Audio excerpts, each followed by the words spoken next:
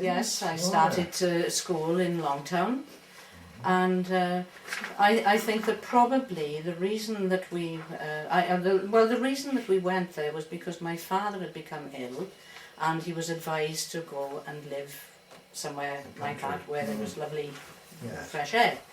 But probably the connection with the valley was that my grandfather was born at Silvertump, which is now a derelict place. And I've been told recently that most of the stones from that dwelling was taken to Sunnybank, where there was the chapel, the old Baptist where the Hyde family lived, the Baptist chapel. That's right. But my grandfather left that area and went to live in Ebervale. Well, when he married and had his children, their eldest daughter, who was Mrs. Russell from Combe Steps, she came back there as a young girl, and she was employed at Alcombe Court. So maybe that was the connection, how the family started going back there. And subsequently she married and went to live at Hillside. And my uncle acquired Beili Bach. And when my father became ill, they had it all done up, because I think that was quite, no one was living there, hadn't lived there for many years, and we were able to go and live there. And so I started my life in the country.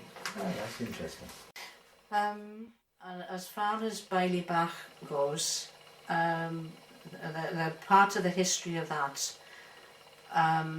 when I was well into my teens, we went for a holiday to near Aberystwyth, and we went to visit the museum there, and they had an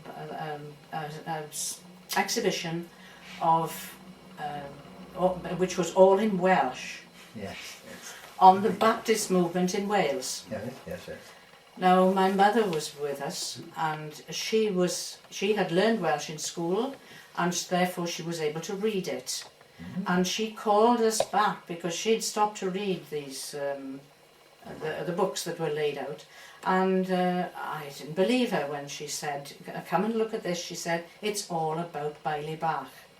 Well, she was so insistent that it must be our home that she said, "I'm going to ask." So she went to one of the curators, and he read through and said yes, that she was perfectly correct.